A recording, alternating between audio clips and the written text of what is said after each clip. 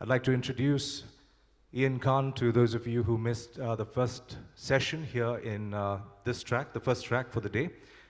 Ian is a CNN feature technology futurist, 3 times TEDx speaker, director of highly acclaimed documentary, Blockchain City, bestseller author of 7 Axioms of Value Creation, and contributor to many publications including McGraw-Hill and Forbes. Chief futurist at the Futuracy Institute of Thought Leadership, Ian is one of the most widely quoted experts on blockchain. Ian is on a mission to unlock human potential by helping understand how technology can help us become more efficient, happy, and of course, more human.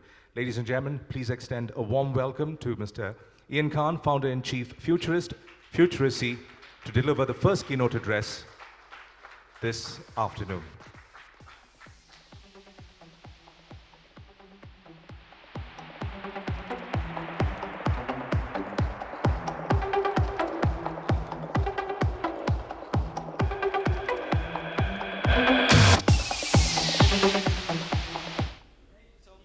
Me and good afternoon, everybody. This is literally the toughest session ever because it's after lunch. So had it been to me, I would have kept everybody hungry.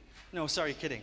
But here's what I want to do. I have half an hour, okay? And we have to change the world in half an hour. Are you ready to do that? Yeah. Oh, you are? Okay, let's all get up. Let's get up. Get up, everybody. I was watching everybody from the back, okay? We are in India. We are in the land of yoga, correct? Trust me, I go to yoga classes in Toronto and it's a big thing, but let's do it. I want everybody to take a deep, deep breath through your nose and exhale from your mouth. Breathe from your tummy. We're going to do this 3 times. Number 1. Let all the stress go. Positive energy in. Let it go. We're going to create amazing change. Number 3, deep breath with your tummy.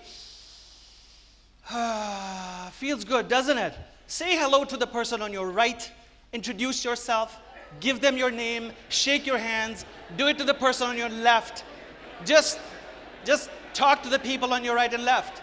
Hey, we're here to meet other people as well, right? And right when you guys are settled down, have a seat. Thank you so much, I really appreciate it. And please meet as many people as you can today and tomorrow. That's the mission you should have, okay? So here we are. GCCs, the next frontier. What is the next frontier? Is it technology? Is it AI? Is it people? Is it happiness? What is it? There's so many things, right? And it's difficult to point out just one thing. And the previous speakers before me have done an extremely good job of laying down the foundation of what I can build upon. Before I go any further, for those of you who are here for the first time, I'm going to play a quick video to tell you who I am so that I save a lot of time. And we're going to do that now. Can we have some sound in this, please? Oh, to that, please. I see the world in a different way, and you need to see what I see. We must recognize that we came from a very good place. As humans, as people, as a society, as a race, we've been amazing so far, and we should love us.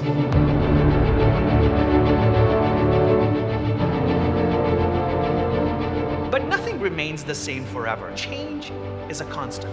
We live on the belief that tomorrow will be better, don't we all? To get there, we must walk on a specific path and not just choose short-term happiness, but create sustainable success. We must start thinking differently, start thinking loud, start thinking big. The time to do that is now, right now, because tomorrow is being created right this moment. Come join me. Let's build the future together, right now, right here, today.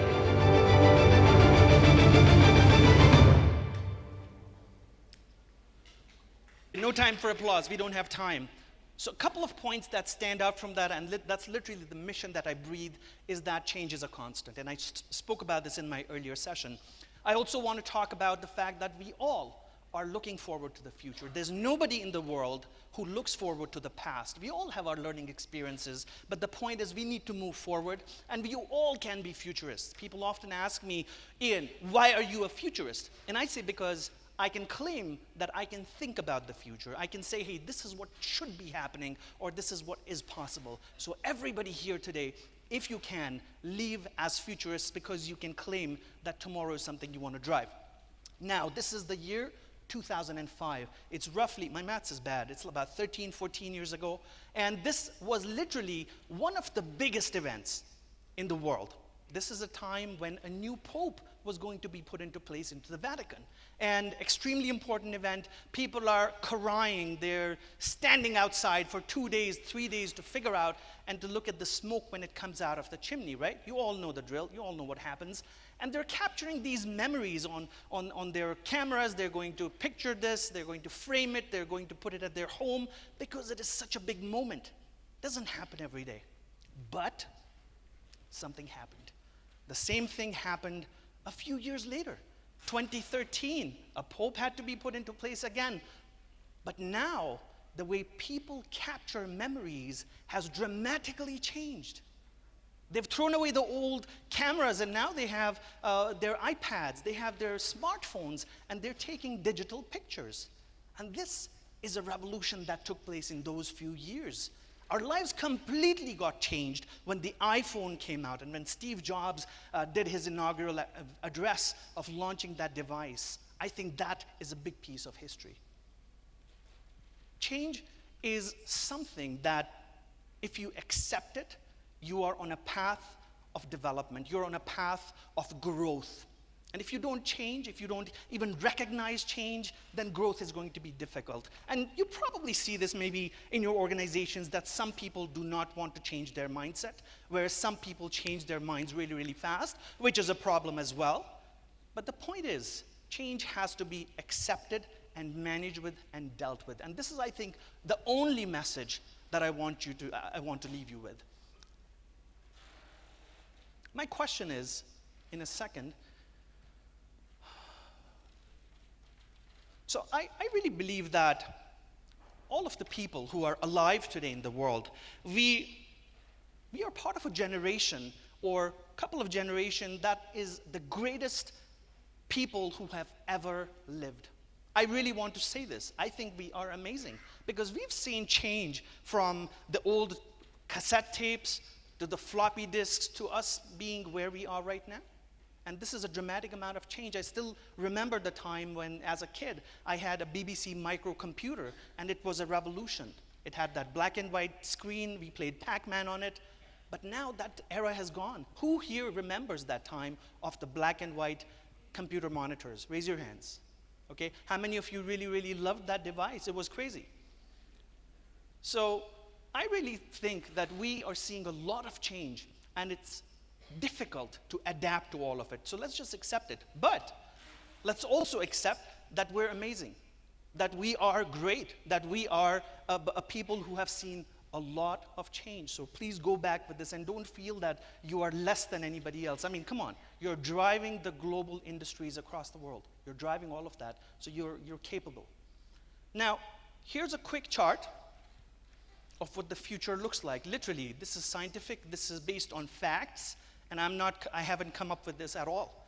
But I want to paint a picture of where we were, where we are, and where we are headed. So this graph shows the emergence of technology right from the 1920s and the 1900s, microprocessors, computers, and how that the speed of these devices became faster, faster, faster, and faster.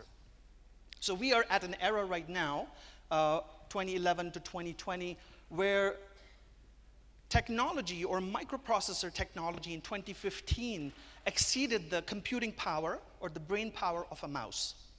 Now, it might be a small thing. A mouse might be a small thing, but it's really difficult it had been difficult for so many years to do that. They also say that by the year 2025, technology might surpass that of a human brain.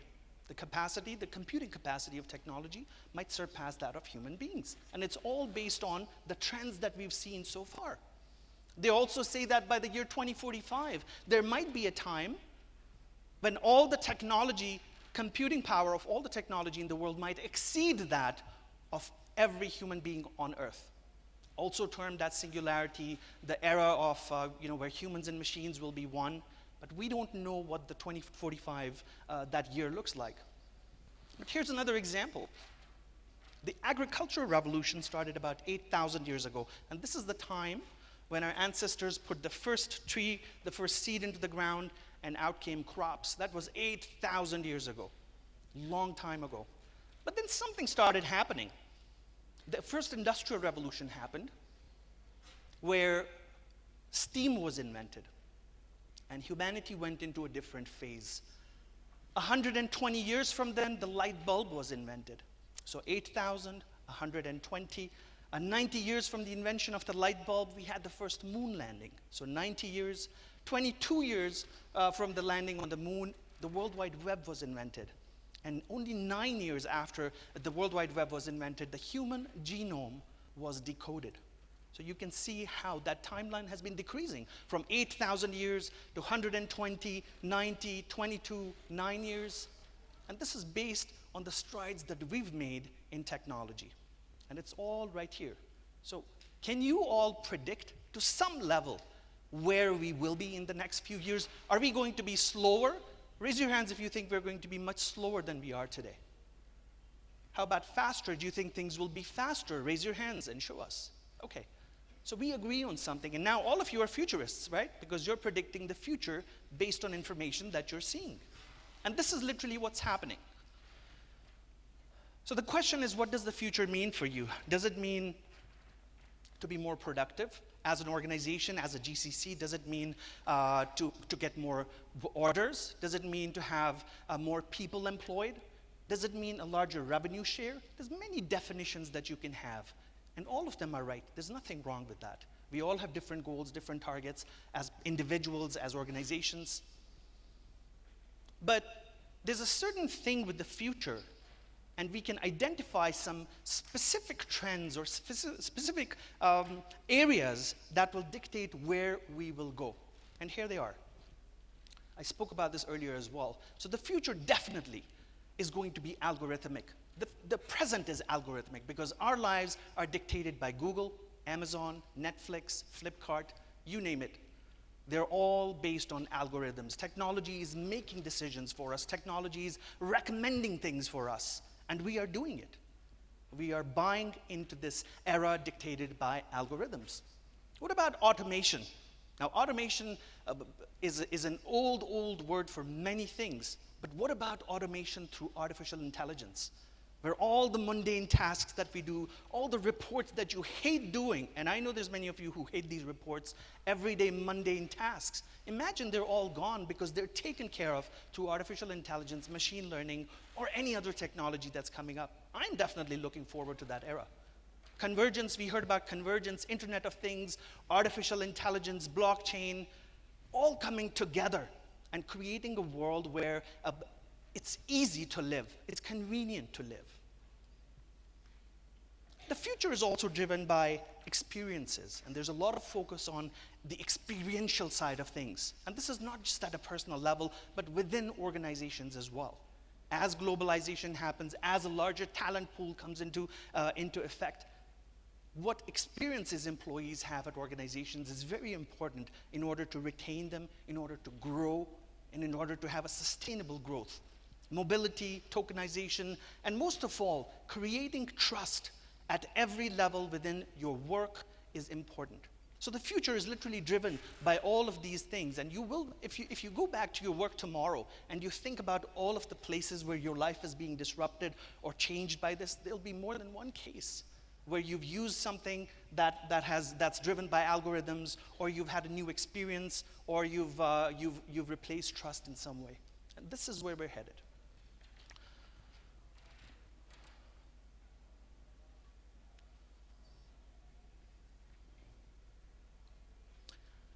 I really believe that to create real value, and this is not just financial value, this is the reason for being. This is what was told earlier is, why are we here and what are we doing? That's what real value is. To create real value, the biggest need is not for us to create complexity, but simplicity. Because simplicity means we can understand things. How many of you are beaten down by buzzwords every single day? Blockchain, artificial intelligence, right? Big data. What do they really mean? Do you know the impact of these things, or do you just absorb these words and say, hey, I think I know what you're talking about, but I don't. I think I don't understand everything that I hear. But I believe if we simplify things, it's easier to comprehend them. And I said this in my last session, I don't want to repeat myself, but if we simplify the complexity behind things, life will be much more easier. So I think we have to embark on that mission. The future undoubtedly is going to be a collision of platforms, different technologies coming together. The emergence of smart cities is a very great example, and we have a few of them coming up in India. We've got Barcelona as an example. DC is changing something. Vancouver is doing something. And it's a global revolution where even the structure of our cities is changing. And it's not going to happen because of one technology. It's going to happen because of multiple things coming together. Autonomous cars, automated logistics, healthcare, everything is going to change because of technology. And this is what you're powering at a global level. You're responsible for making that happen, which is a good thing. As I was doing research about this session, this really stood out. It's the Dibbewala of Mumbai, right? Anybody here from Mumbai? Okay, lots of you guys, right? And this is about a process. The Dibbewalas are about a process that is done every single day. And it's something very unique to India. This is a Harvard case study. This is a case study in a lot of business schools. So where did India start? Is this where innovation in India started? Maybe. Maybe. But what about this? India is also becoming a big power in terms of launching satellites, rockets, and doing something dramatically different.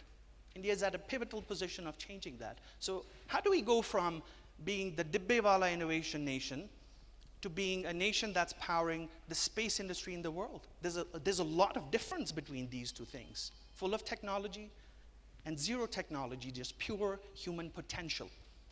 And that's what India is all about. I think there's so many differences. There's a huge gap between how India has succeeded in the past and where it can be. But the question is, why succeed? Aren't we happy with what we have? Aren't we doing okay? Aren't we getting our salary? Aren't we doing our numbers if you're crunching numbers every day? But the question is, it's about potential. You know, there are some nations in the world, United Arab Emirates being one of them, who are now on a mission to say that they're going to be the greatest in something. We want to be the happiest country in the world. This is the UAE. This is Dubai saying it, the city of Dubai. We want to be the most progressive nation in the world. We want to be the fastest nation on earth. And there's all these claims that sometimes you hear this and you say, are you guys crazy? You're so small. How can you be the greatest nation on earth? But it's not about them saying it.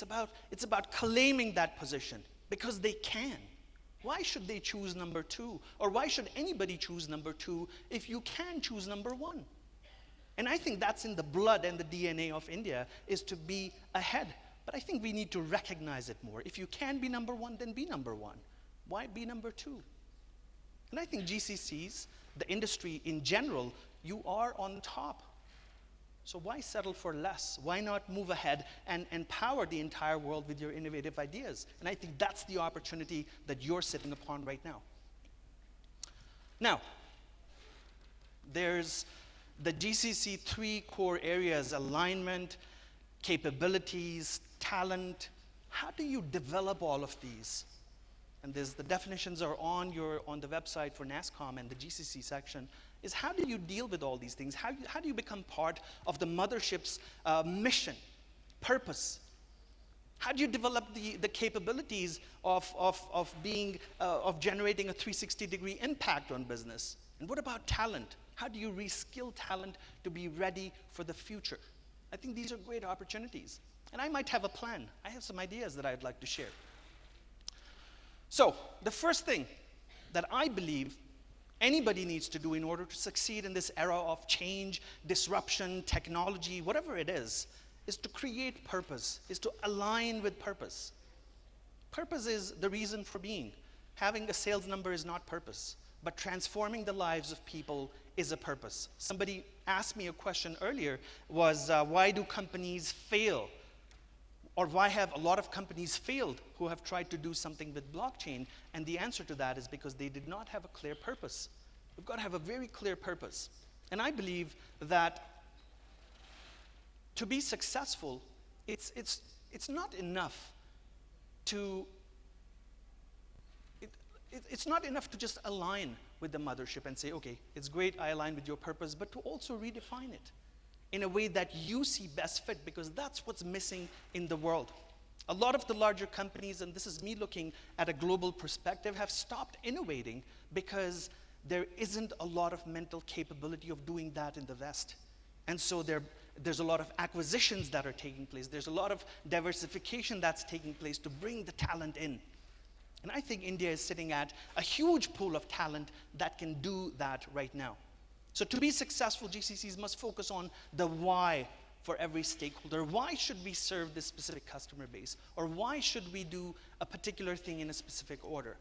That's number one, because the world of tomorrow is driven by purpose. As newer generations come into play, the idea of having a work-life balance is changing, of earning money is changing, of having a job is changing, and purpose is the number one reason that can align everything together.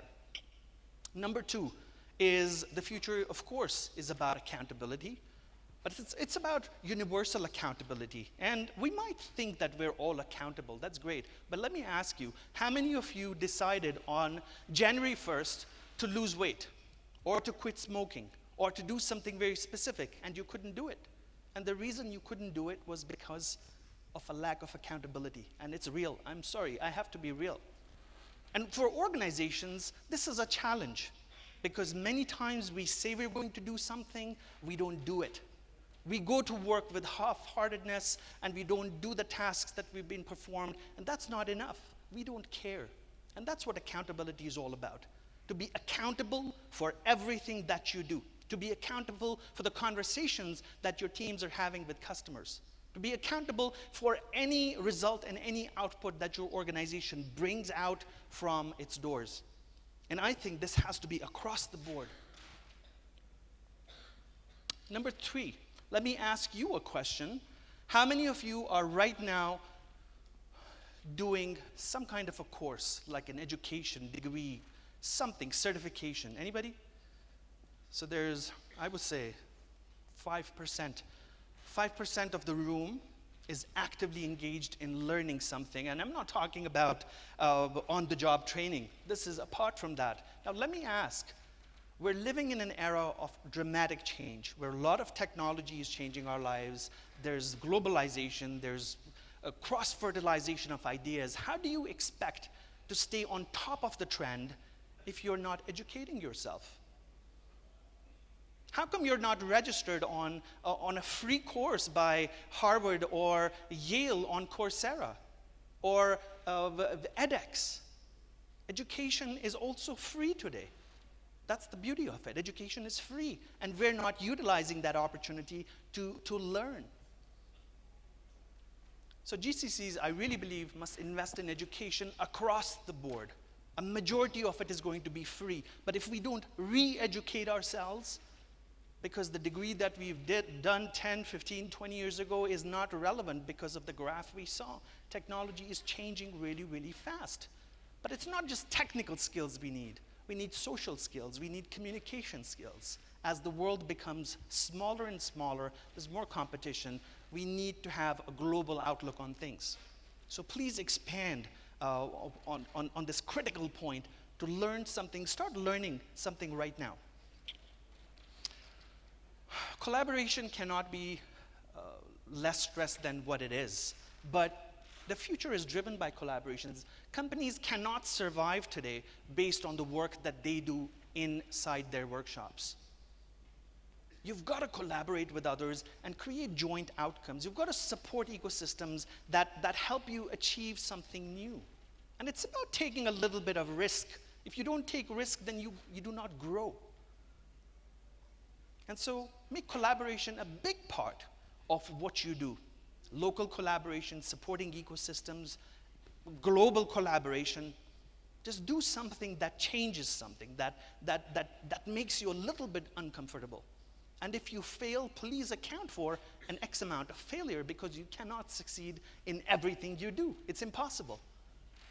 But if you don't fail, you will not learn. And if you don't collaborate, you will not fail. So you've got to make a choice. We've talked about people. Number 5, we've talked about people a lot. I really believe the generations are changing hands really, really fast. The newer Gen Z, millennials are coming into the workforce. The older boomers and zoomers, they're feeling a pressure because apparently the newer generations don't know how to work. They don't have patience. They don't work 9 to 9, right? Everybody faces this challenge at their workplace. If you say no, you're lying. I know this. And this is a global challenge. And different companies are finding a different way to balance this. But I really believe the future is driven by rewards and acknowledgements. Rewards for performances, acknowledgement of success and failure. And this should have been happening from a long time ago. But if it's not happening, then you should do it. Enable a culture of rewards and acknowledgements in your team. How many of you do a yearly review or get a yearly review of your performance? Please raise your hands. Amazing. How many of you do or get a quarterly performance review? There you go. What about a monthly performance review? What about a weekly performance review? Right? Right? We don't have time to push our people in the right direction, and we rely on them to do the job right. Why isn't the culture changing? I think it is changing in some places, and if we incorporate this, I think it's a big change. The future is also about going beyond what you're contracted to do. You know, there's people who count the time and they see the clock and they move out, or you deliver to your customer and you say, see you later. But I think it's about going beyond what you're contracted to do, creating an experience with your customers. Why do you think companies like Amazon succeed? I bought something on Amazon a while ago, and it was, I think, 2 months after I bought it, I thought, hey, I don't need this, or I forgot to return it. And I called them up. I said, hey, I don't need it. They said, well, your time has passed. You can't do it. I said, I'm really, really unhappy. I said, okay, send it back. No problem. We'll return it. And I was instantly brought back to Amazon. I said, hey, I love these guys. Another time, they didn't even want the thing back. They said, just keep it. We'll send you another one. We'll send you a replacement. And so the future is driven by experiences. I think we have to go beyond what we've been contracted to do. And I'm not saying overwork yourself to death, but as an organization, we must think as value creators, not just as a financial center, not just as an innovation center. How can you rapidly change everything and send that change out across different organizations, across your entire organization, is what I want you to think about. And number 7, it's about execution. If you make all the big grand plans and you talk about success, you have endless meetings about how to have the next meeting, well, then you're on the path to failure, like really bad failure. I think it's time to execute. Make a plan and execute. Don't wait till everything is perfect. Of course, factor in the risk. But you must become relentless in the pursuit of excellence and execute every single day. At a small level, but execute. Now, the GCC industry in general can utilize these 7 points, but if you really want to succeed holding on to this purpose or recreating this purpose, focusing on people and process is what I could gather from the 3 things that GCCs really want to do. I think these are pivotal things that we need to understand. The future, ladies and gentlemen, is not tomorrow. It's not next month. It's already here because we're building it right now. We're doing something today that's going to change tomorrow, that's going to have an impact on our lives tomorrow. And I don't think we should wait for this future to be told to us so that we can say, okay, now I'm going to think about the future. I think you need to start planning that right now. If you're not doing it, then you're wasting your time. You need to execute on every single thing you decide to do. Of course you will fail, but how will you know what success is unless you don't fail? And so that's my advice to GCCs. It's not about technology. It's not about the next implementation of some process or some software that's going to change everything in the industry. But it's about claiming who you are. It's about claiming that success and saying, hey, we are going to change the world, because you honestly are doing that right now. So why not make it bigger? Why not become more innovative, more and take charge of your success? Time is short, and I wish you all the success. Thank you for having me, and I hope I've left you with some ideas that can potentially change the future and the tomorrow that you all are so looking forward to. Thank you so much. I appreciate it. Thank you.